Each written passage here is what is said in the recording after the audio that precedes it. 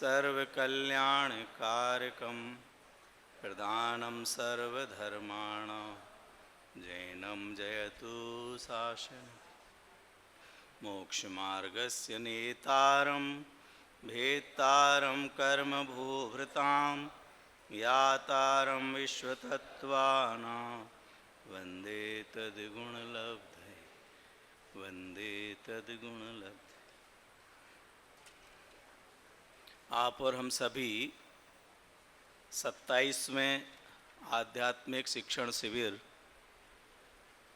के दूसरे दिन की तीसरी सभा में यहाँ एकत्र हैं और ये जो शिविर प्रारंभ हुआ वह आदरणीय दादा की भावना से, विद्यार्थियों की मुख्यता से, माने हमारी ही मुख्यता से, अपन सब की मुख्यता से यहाँ पर कक्षाएं चलें, चर्चाएं हों,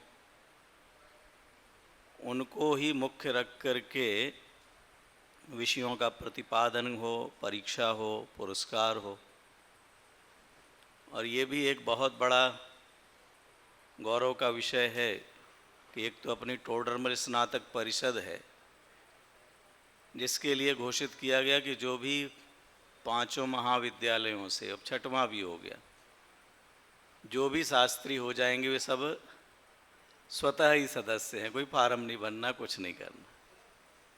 और इसी तरह से ये शिविर भी इस तरह का कि जो भी शास्त्री महाविद्यालय चल रहे हैं सभी जगह के विद्यार्थी आएँ। अभी की अपनी थोड़ी परिस्थिति अलग है इसलिए सब जगह के सभी नहीं हैं, लेकिन फिर भी भावना यही है। तो मैं इस सभा में मैं भी विद्यार्थियों की ही मुख्यता से थोड़ी सी चर्चा करूंगा। वही यहाँ पर भाई बहन भी बैठे हुए हैं, अन्य वो कहेंगे हम तो विद्यार्थी नहीं आत्मार्थी कहलाते हैं। तो मैं जो चर्चा करूंगा वो विद्यार्थी और आत्मार्थी दोनों के लिए भी प्रासंगिक हो सकती है, पर विचार करेंगे। बहुत सरल है, इसे आप प्रवचन ना समझें तो भी चलेगा, क्योंकि हम एक कक्षा के रूप में किसी ग्रंथ का आधार नहीं लेकर के एक विद्यार्थी के लक्षणों की चर्चा करूंगा, जिसे हम विद्यार्थी के लक्षण भी कहेंगे और आत्मार्थी के भी लक्षण कहेंगे। बस थोड़ा सा उसके गहराई में जाएंगे, चर्चा करेंगे दोनों, तो वो आत्मार्थी के लिए भी कहा जा सकेगा और विद्यार्थी भी आत्मार्थी हैं। ऐसा तो है नहीं कि विद्यार्थी आत्मार्थी नहीं है। तो आप सब लोग जो एक छंद पढ़ाऊंगा वो सभी छात्रों को याद हो जाना चाहिए। ये भी हो सकता है कुछ को पहले से याद हो, और नहीं हो तो आज इस कक्षा में हो जाना चाहिए। हम कोशिश करेंगे कि आपको हो जाए और आपको कोशिश करना है कि वो याद हो जाए। ठीक है, चलिए पहले तो अब हम कक्षा के रूप में प्रारंभ कर रहे हैं। कोटा से जो छात्र आए वो हाथ खड़ा करें। कोटा वाले कौन कौन हैं? अटेंडेंस हो जाए पहले। ये तो 2 ही हाथ खड़े हो रहे भाई।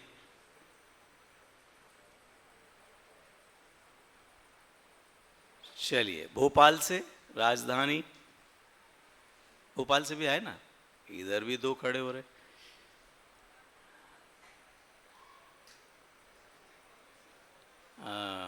ध्रुवधाम बांसवाड़ा से, अरे वाह, वहाँ कम है गिनती में, लेकिन यहाँ 3 हाथ खड़े हो रहे, और भी पीछे भी है। तो आप लोग ऊपर क्यों बैठे बेटा, कोई दिक्कत है? नहीं है तो इधर आओ, सामने आओ, सामने आओ। वो तो हाँ विद्यार्थियों के लिए नहीं है, आ जाओ आ जाओ आ जाओ आ जाओ। हाँ, सभी विद्यार्थी जमीन से जोड़ो।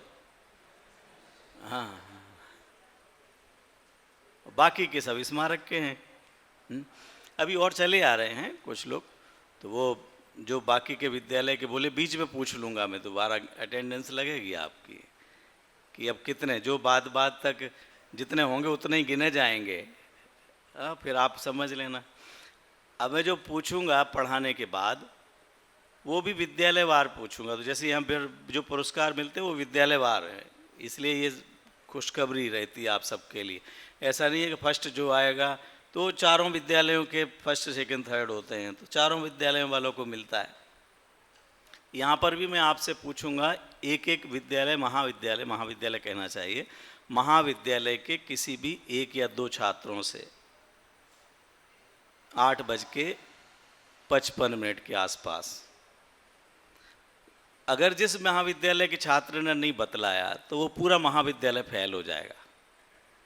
ये आप बाद में नहीं कहना, क्योंकि एक के भरोसे हम सारे के समझ लेंगे।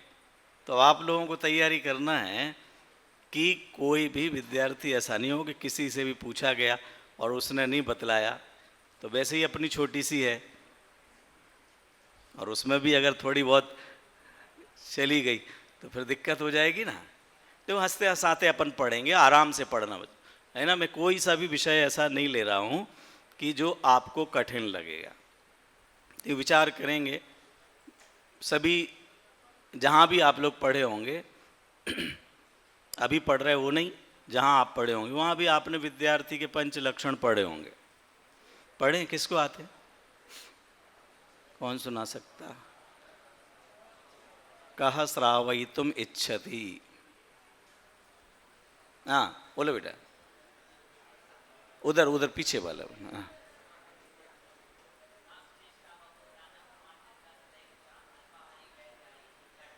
आप कहाँ से हो बेटा? भोपाल। हाँ,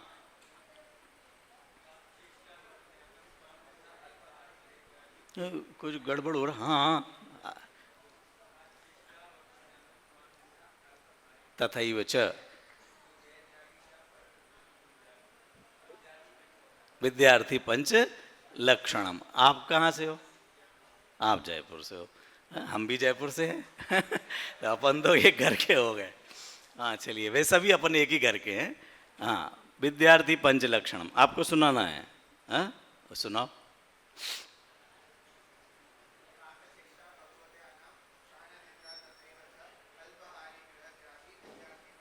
ये तो आ भी रहे होगा, और को भी आ रहा होगा जो हाथ खड़े नहीं कर रहे हो। अच्छा तो एक साथ बोल दो, सबका हो जाएगा।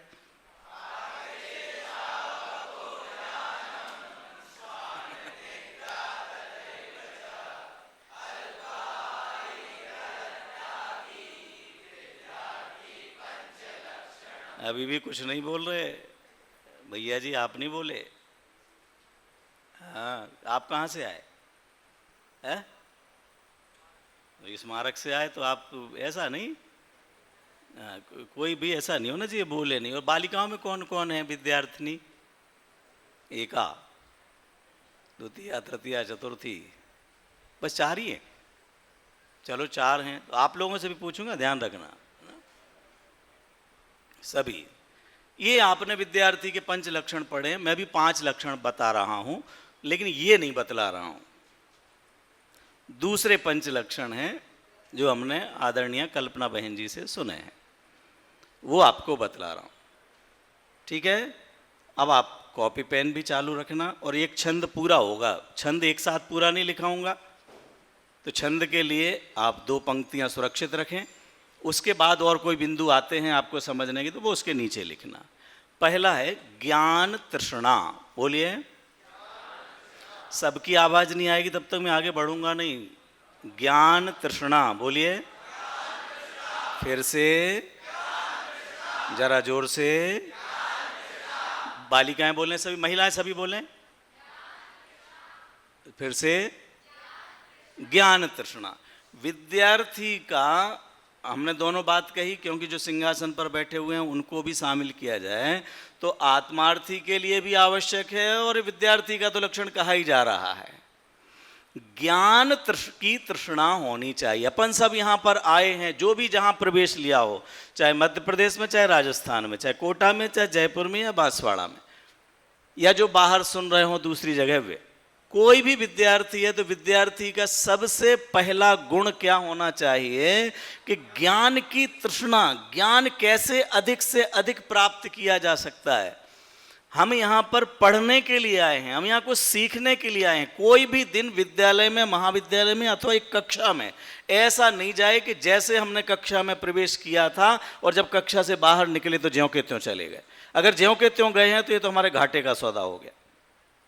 आप विद्यालय गए, यहाँ से सांगानेर जा रहे हैं, सामने जा रहे हैं कॉलेज वाले, सामने आप पहुंच रहे हैं और पूरे 3 पीरियड 4 पीरियड 5 पीरियड आप वहां पर पढ़ करके आ गए, माने टाइम पूरा लगा करके आ गए, और आए गए थे जैसे वैसे के वैसे आप वापस आ गए, तो ये तो अपना एक दिन का नुकसान हो गया। कक्षा लगी कि नहीं लगी वो एक अलग बात है, क्योंकि अध्यापकों के लिए अन्य अन्य भी काम होते हैं, कई बातें होती हैं। हो सकता है कि कक्षा में अध्यापक ना आवे, कक्षा में अध्यापक का नहीं आना एक अलग बात है, लेकिन आपका नहीं पढ़ना ये आपके लिए नुकसानदायक है।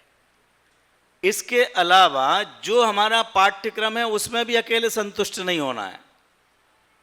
अब सब लोग ग्रहण कर लेंगे ये मैं नहीं जानता हूं, किसी को ये बातें अच्छी लगेंगी, कोई नहीं भी करेगा। शॉर्टकट वाले भी होते हैं, जो पासबुक पढ़ने वाले भी होते हैं और मूल ग्रंथ पढ़ने वाले भी होते हैं। हम तो सबसे बात कर रहे हैं, क्या होना चाहिए बेटा?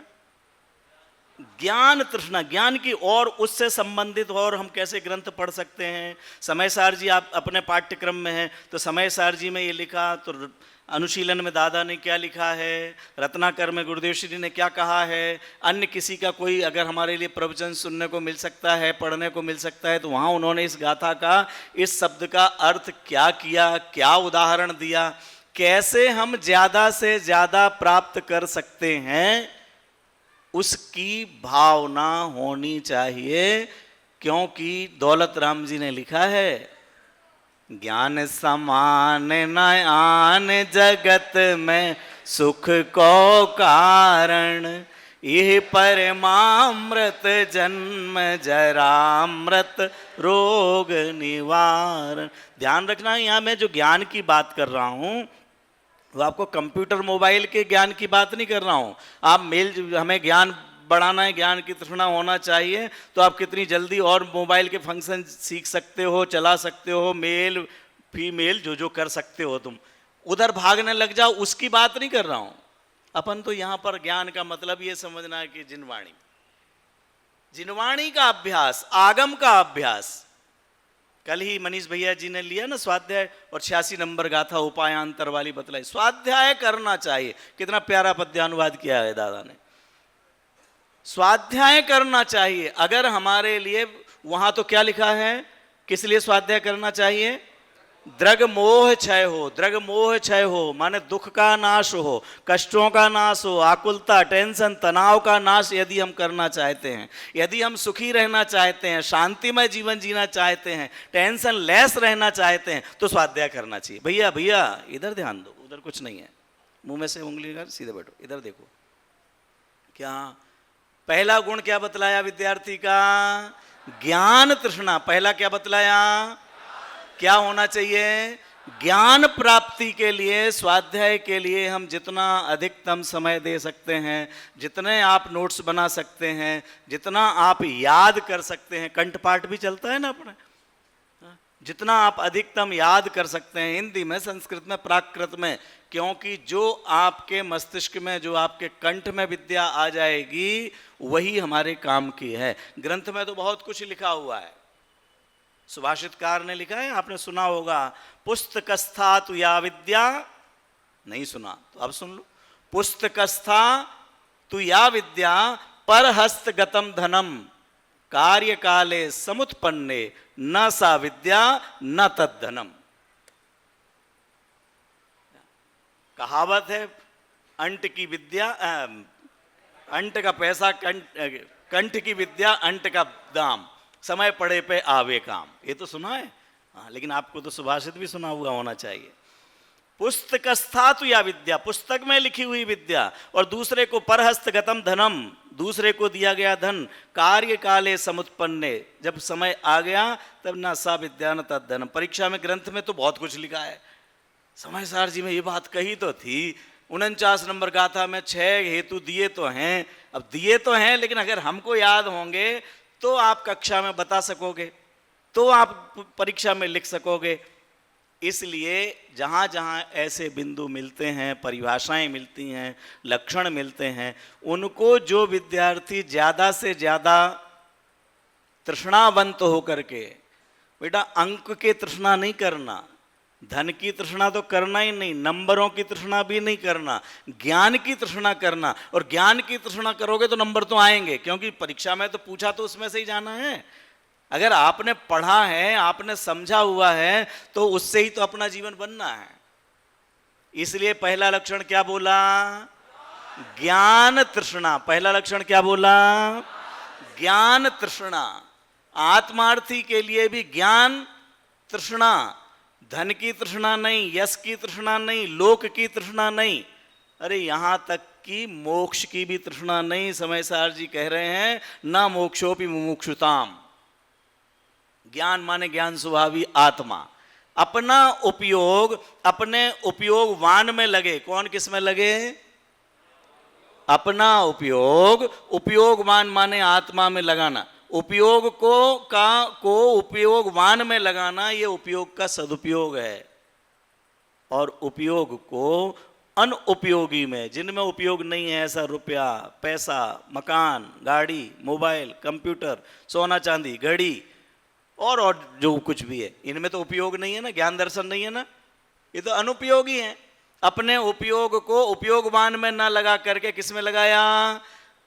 अनुपयोगी चीज में लगाया। ये उपयोग का दुरुपयोग है। उपयोग का सदुपयोग क्या है भैया? उपयोग का उपयोगवान में लगाना। तो आत्मार्थी को भी अपने ज्ञान स्वभाव की तृष्णा हो कि भैया हमें तो पूर्ण दशा ही चाहिए, और कुछ नहीं चाहिए, मुझे कुछ चाह नहीं जग की। यही है चाह स्वामी जी। जगत की कोई चाह नहीं है, मुझे केवल अपनी चाह है कि निज पद को पाऊं, निज पद को पाऊं। हे जनाह, हे जिनेन्द्र परमात्मा, मैं निज पद को प्राप्त करूं। तो ये पहला लक्षण क्या बतलाया? आत्मार्थी के लिए भी अगर ज्ञान स्वभाव को छोड़ करके राग आदिक में भी अपने चित्त को रमाएंगे तो आगम कह रहा है, ये जिनवाणी में गाथा है, गाथा नंबर याद नहीं है, समय सार जी में गाथा है कि हो सब आगम धरो भी, वह सर्व आगम धर हो जावे तो भी आत्मा को नहीं जानता। अणुमात्र भी राग आदि का सद्भाव है जिस जीव के। राग आदि की तृष्णा रही, राग की, यश की, पुण्य की यदि तृष्णा है, और अपने ज्ञान की तृष्णा, ज्ञान माने आत्मा, अभेद करेंगे तो ज्ञान और ज्ञानी एक, तो ज्ञान की तृष्णा, ज्ञान स्वभाव की महिमा नहीं आई तो भले शास्त्र पढ़ लिए हों, याद कर लिए हों, जिन्होंने पढ़े लिखे नहीं है तो उनको तो मिलना ही नहीं है, लेकिन जिन्होंने पढ़ भी लिया हो तो उनको भी प्राप्ति नहीं होगी। पहला तो लक्षण याद हो गया, ज्ञान तृष्णा। दूसरा गुरु निष्ठा। हाँ बोलिए और लिख भी लीजिए, गुरु निष्ठा। गुरु निष्ठा। पीछे वाले विद्यार्थी कॉपी पेन नहीं लिए क्या? सबसे पीछे जो आए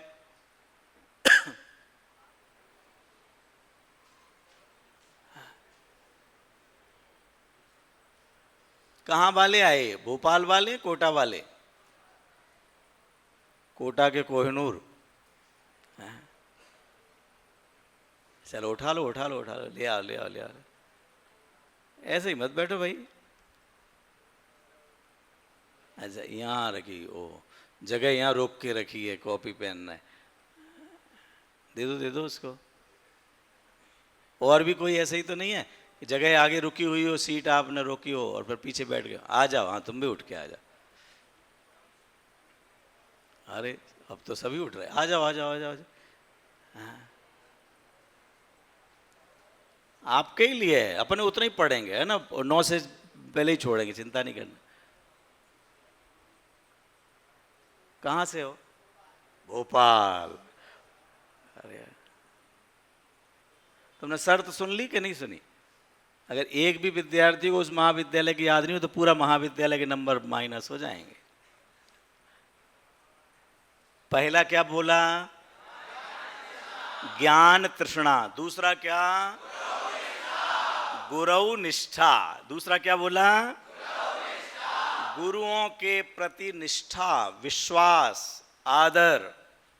हमारे गुरु परम गुरु अरहंत देव, अपन तो जब भी जिनवाणी पढ़ेंगे ना, रोजाना नहीं बोल पाते या नहीं बोलते अपन सब लोग भी, लेकिन मूल में तो मंगलाचरण में ही अपन सब कहा करते हैं, मूल ग्रंथ करता रहा श्री सर्वज्ञ देवा तत्तर गुण ग्रंथकर्ता रहा गणधर देवाः प्रतिगणधर देवाः तेषां वचनानुसार मासाद।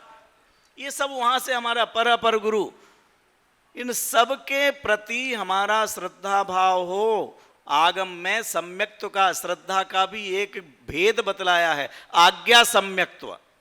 यदि समझ में भी नहीं आ रहा है, कोई ऐसा विषय है जो समझने योग्य प्रयोजनभूत तत्व हैं, उनमें तो अपना दिमाग चलाना ही है, लेकिन कोई ऐसा तत्व हो जो समझ में नहीं आ रहा हो, तो भी इस तरह से कि हमारे गुरु जो कह रहे हैं ये सही है, हमारे लिए प्रमाण वचन गुरुदेव।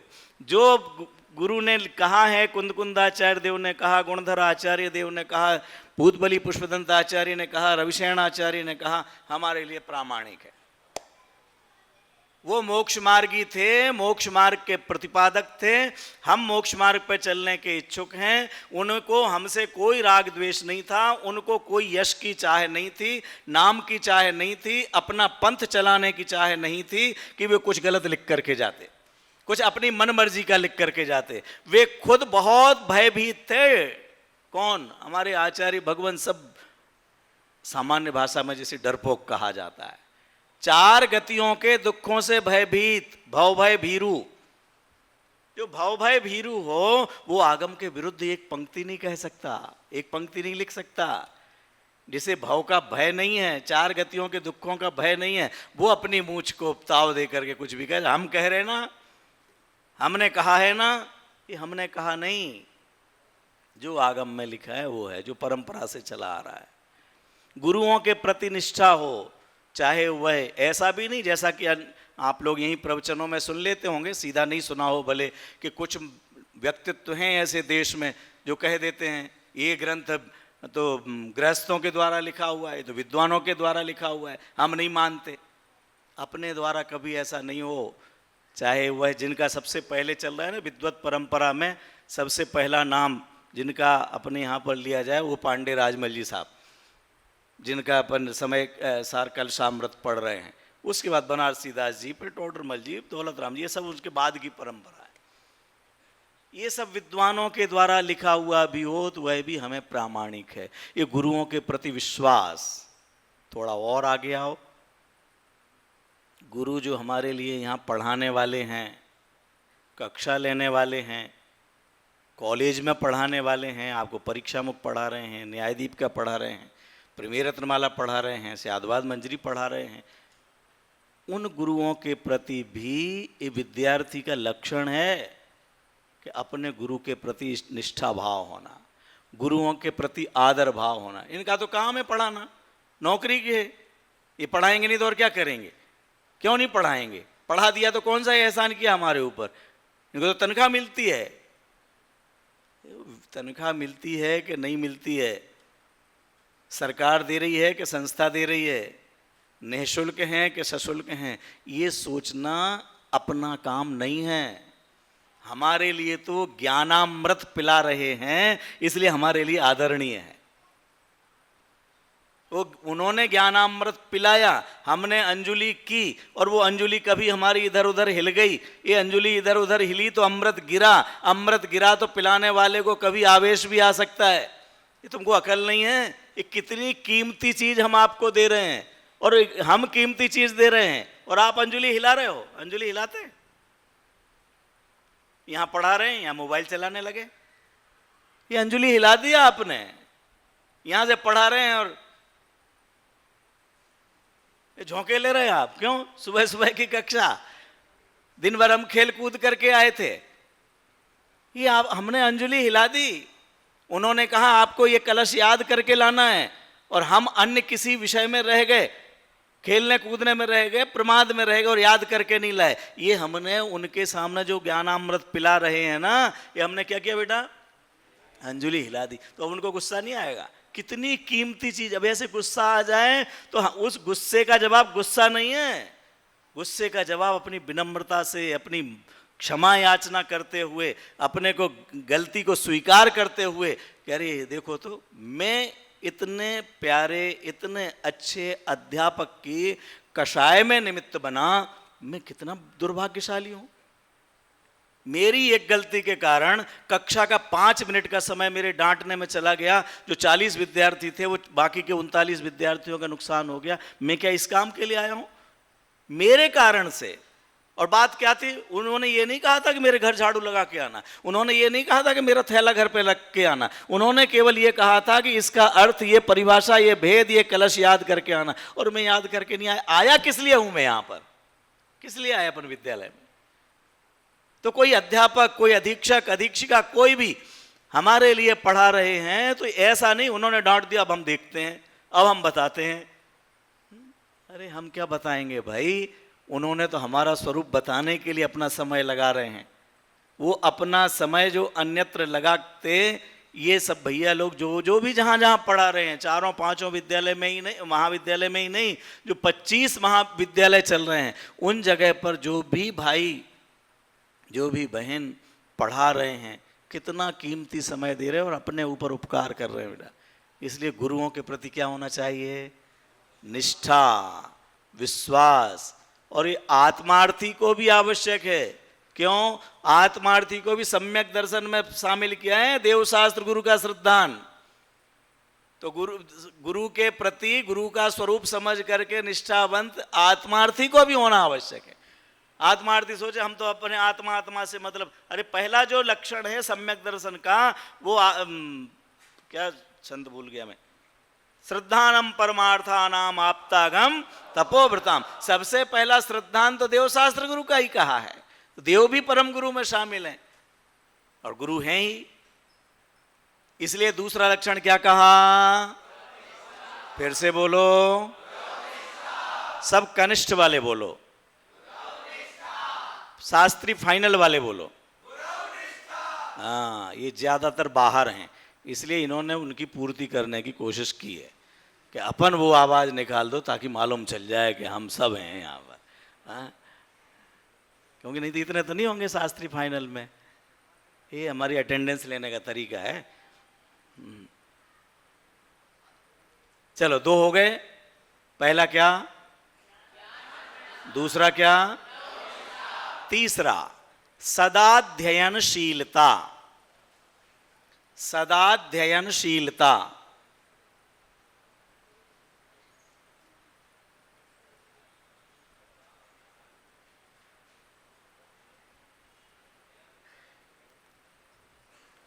पंक्ति में लिखना, ये एक पंक्ति पूरी हो गई है ना।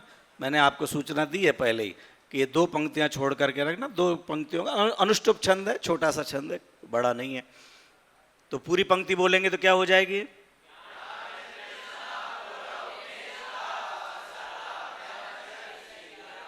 सदाध्ययनशीलता। तीसरा क्या? विद्यार्थी का लक्षण क्या है? सदा अध्ययनशीलता, निरंतर अध्ययन करना। तो अरे साहब फिर हम खेलेंगे कब और भोजन कब करेंगे? अरे भैया, कि किताब लेकर के बैठे रहना, इसका नाम ही अध्ययन नहीं है। जो हम पढ़ रहे हैं उसके संबंध में, जैसे स्वाध्याय के भी 5 भेद कहे कि नहीं, वाचना, प्रच्छना, ये सब पढ़ना चल रहा है। और पढ़ना क्या है? हमने रत्नगंड श्रावकाचार्य जी का स्वाध्याय किया, कक्षा में पढ़ा, या अन्य कोई सामान्य श्रावकाचार्य बड़े दादा ने लिखी है ना, अपने पाठ्यक्रम में भी है, वो पढ़ी हमने। उससे हमें जीवों का पता चला, जीव घात नहीं होना चाहिए। 5 प्रकार के अभक्ष पढ़े, वितरा विज्ञान भाग में से 5 प्रकार के अभक्ष पढ़े। वो जो हमने पढ़े, अब वो हम चलते समय अगर जीवों को देख के चल रहे हैं ना, तो हमारा अध्ययन चालू है। क्यों? हमें मालूम है कि ये जो जीव है ना, ये भविष्य के सिद्ध परमात्मा हैं, इनके ऊपर मेरा पैर नहीं पड़ जाए, ये मेरे कारण से इनका घात नहीं हो जाए। आयु पूर्ण हो जाएगी, वो हमने पढ़ा है कि निज आयु क्षय से मरण हो, लेकिन निज आयु क्षय से तो हो, लेकिन मेरे पैर से ना हो। निज आयु क्षय से होगा तो उसके लिए तो हम क्या करेंगे?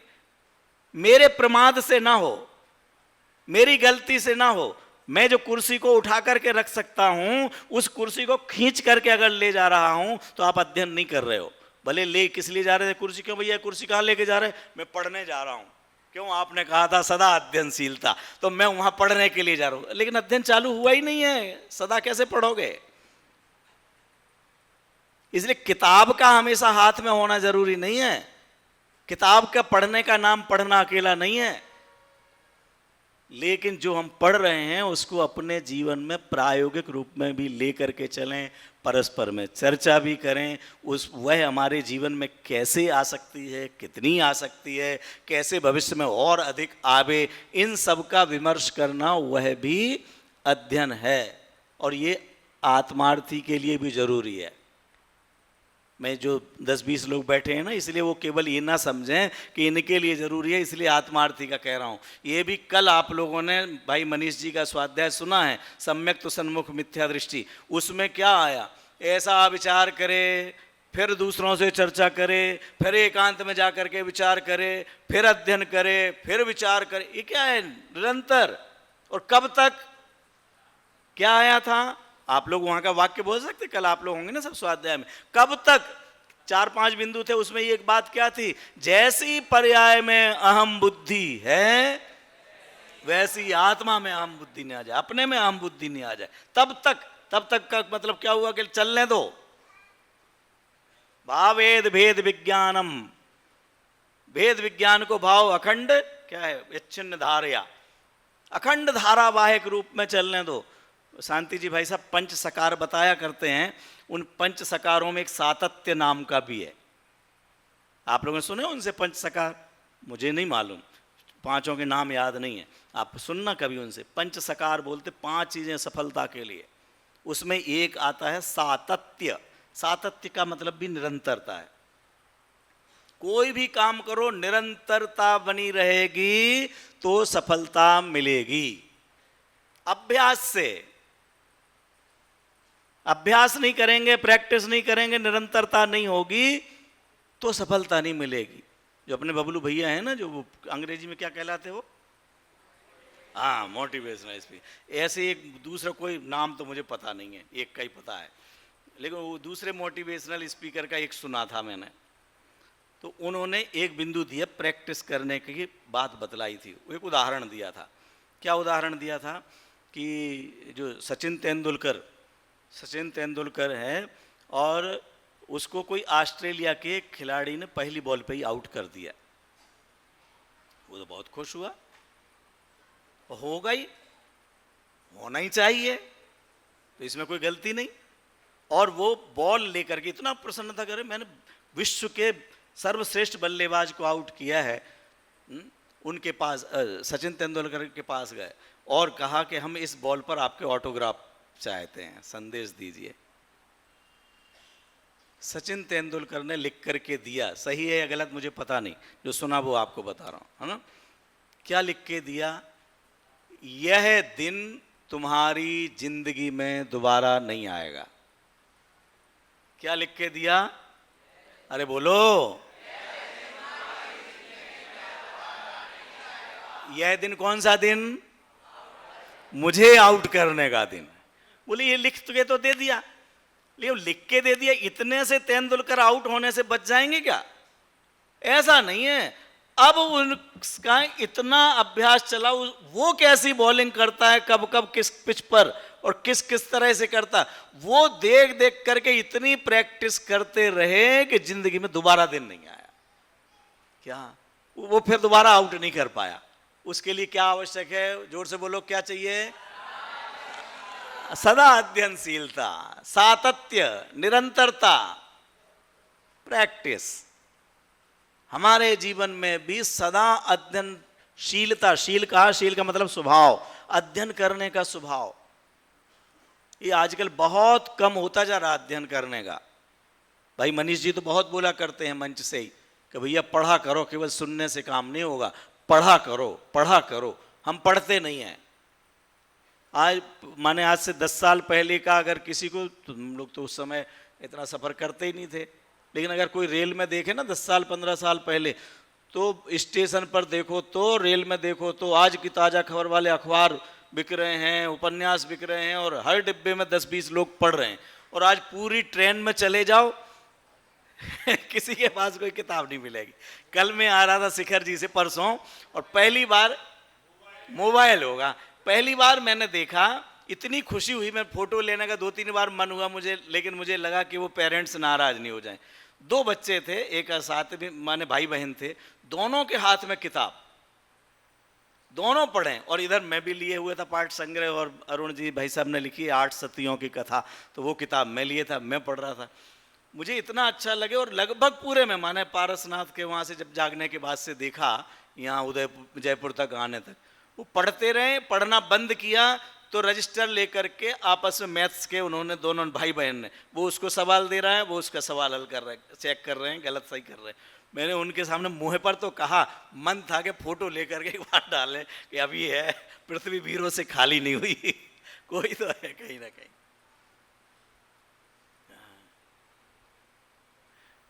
अब विषयांतर भी हो सकती है, काल के विरुद्ध भी बात हो सकती। कई बार देखता हूँ कि अपने सब विद्यार्थी आज भक्ति कराएंगे तो भक्ति सरोवर नहीं दिखती, जिनेंद्र अर्चना नहीं लेंगे, वो फट से लिया और चालू, और फिर जेब में भी डाल दिया। कहीं किताब लेने का ही कम होता जा रहा, अब वो सब जगह होता जा रहा, तो उसी के अपन सब हैं। चलिए 10 मिनट बाकी रह गए, अभी 2 गुण बाकी हैं। पहला, पूरी पंक्ति बोल जाइए फटाफट।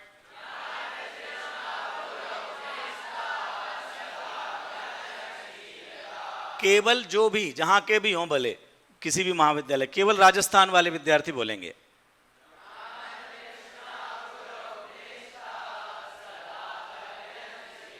दक्षिण भारत वाले, महाराष्ट्र, कर्नाटक, तमिलनाडु।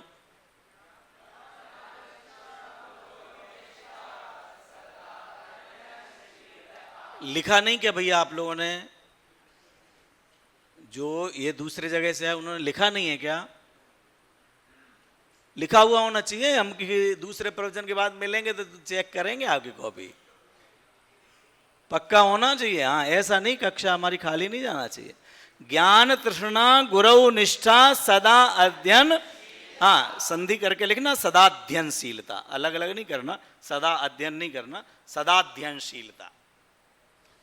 द्वितीय पंक्ति, एकाग्रता। एकाग्रता सफलता के लिए आवश्यक है, विद्यार्थी के लिए आवश्यक है, और आत्मार्थी के लिए भी आवश्यक है। एकाग्रता हो पढ़ते समय। इसलिए कई लोगों ने कहा है, किसने कहा मुझे नहीं पता, लेकिन सुमत प्रकाश जी से सुना है, आप लोगों ने भी सुना होगा, कि अगर हमने कान में ये लगा लिया ना, क्या, हाँ ठेंटा लगा लिए, और इधर हम समझ रहे हैं कि बढ़िया सुन भी रहे हैं और हम पढ़ भी रहे हैं और याद भी किए जा रहे हैं, वो एकाग्रता नहीं होने से जितने समय में जो याद होना चाहिए, समझ में आना चाहिए, वो नहीं हो रहा है।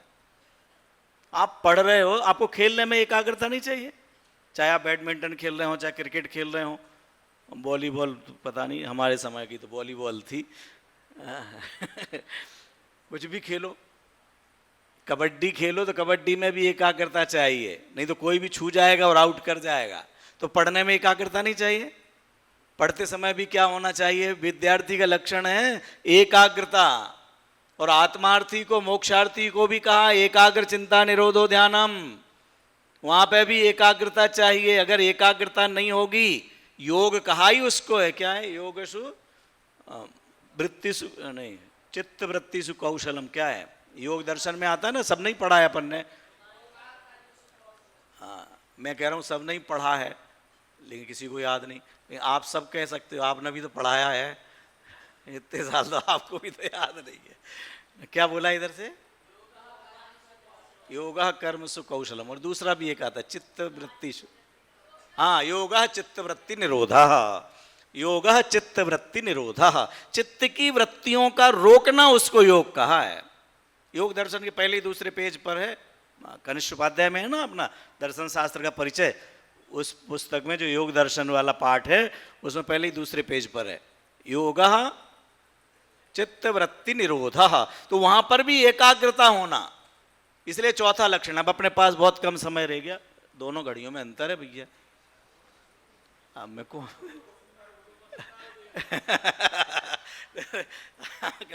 इधर देख के भाग रहा था, मैंने कहा भी था 8:55 पे पूछूंगा, तो पूछने का समय हो गया, इधर पढ़ाने का समय है और अब तो बड़े भाई साहब कह रहे हैं महामंत्री जी तो अब कोई भय नहीं है, हमको कछु भय ना रे।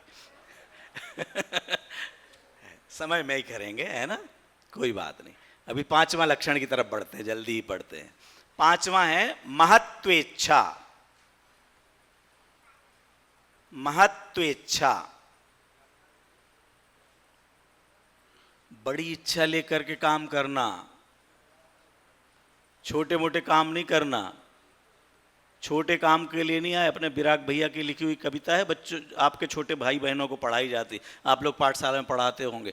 भगवन बनने जन्मे हम, किस लिए जन्म लिया? अरे बोल जाओ सब लोग, सब नहीं बोले। हाँ, और अपन बालवत भाग में पढ़ते हैं, भक्त नहीं भगवान बनेंगे। क्या बनेंगे? हाँ, ये महान इच्छा है, बड़ी इच्छा लेकर के। ये छोटी मोटी बातें, घटनाएं दुर्घटनाएं हों, बबलू भैया बोला करते ना क्या करना, हमारे यहाँ की बच्चियों ने फिर सुनाई भी थी आपकी कविता, हमारी कविता में, माने छोटी लड़ाइयाँ हार जाना, ऐसे है ना। कि बड़ा काम करना है तो छोटी मोटी असुविधाओं में और सुविधाओं में भी, असुविधाओं में उलझना नहीं और सुविधाओं की लालसा करना नहीं। तो इन्हीं का सुन करके मैंने पूरी कविता लिखी थी। उसमें एक पंक्ति आती है, जीतना है महाभारत लघु लड़ाई हार जाना। और अब वो दूसरी लाइन हमें नहीं आती, हमारे यहाँ की बालिकाएं होती तो भूल जाती। जीतना है महाभारत लघु लड़ाई हार जाना, लक्ष्य हो भव पार जाना। भव से पार होना लक्ष्य है, ये बीच का छोटा मोटा लक्ष्य नहीं, उपलक्ष्य नहीं। पढ़ाई के दृष्टि से भी और आत्मार्थ की दृष्टि से भी। आत्मार्थी के लिए भी दादा ने तो मुमुक्षु शब्द को भी पसंद नहीं किया। दादा का पसंदीदा शब्द क्या था? आत्मार्थी होना। मोक्ष तो पर्याय है, हम क्या उसकी इच्छा करेंगे, हमें किसी की इच्छा नहीं है, हम तो आत्मार्थी हैं। उनका प्रिय रहा है, अनेक बार उन्होंने इस बात को कहा है। हमें नहीं कोई पर्याय की चिंता है कि हमें मोक्ष की, हम क्या उसकी इच्छा करेंगे, हम नहीं है इच्छुक। ये अलग बात है कि वो जो आत्मार्थी होता है उसी को वह दशा प्रकट होती है। लेकिन लक्ष्य क्या बनाना उसका है ना, त्रिकाली को लक्ष्य बनाए ना, एक क्षण की पर्याय को लक्ष्य क्या बनाने जाए। ये आत्मार्थी के लिए है। महत्व इच्छा नहीं, अपन कम से कम और कुछ नहीं तो स्वर्ग तो चले ही जाएं, इतना तो हो ही जाना ही चाहिए।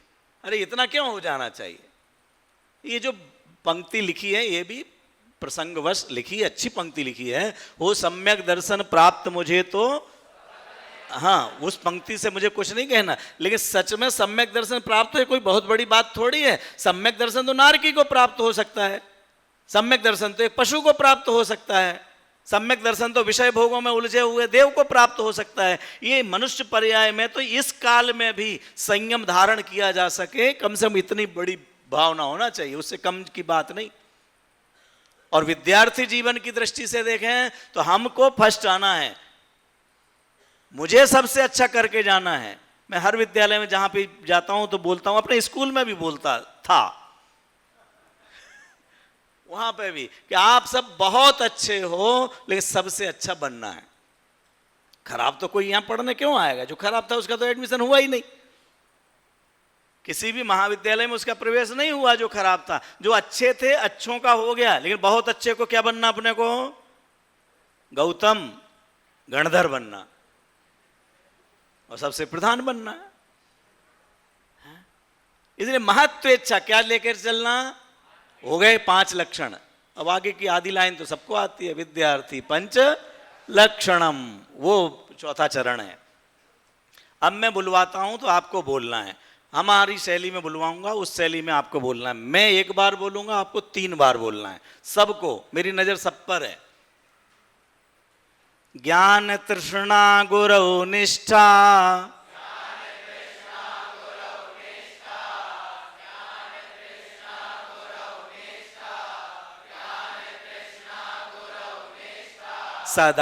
सदाध्ययनशीलता,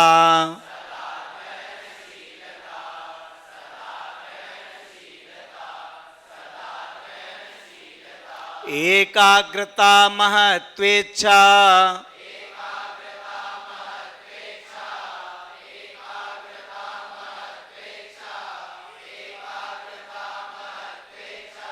विद्यार्थी पंचलक्षणम।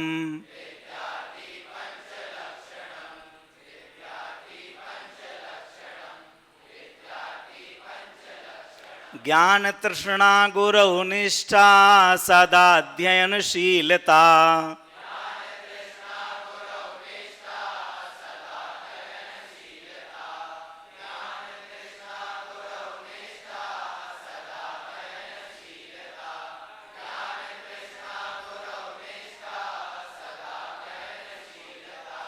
एकाग्रता महत्वेच्छा विद्यार्थी पंचलक्षणम।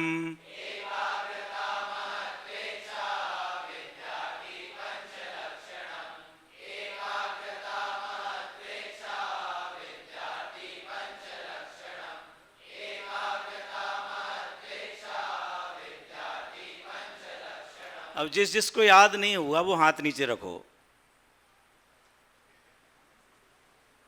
देख लो भाई सब। चलिए, तो पूछ करके समय को मैं और नहीं लेना चाहूँगा।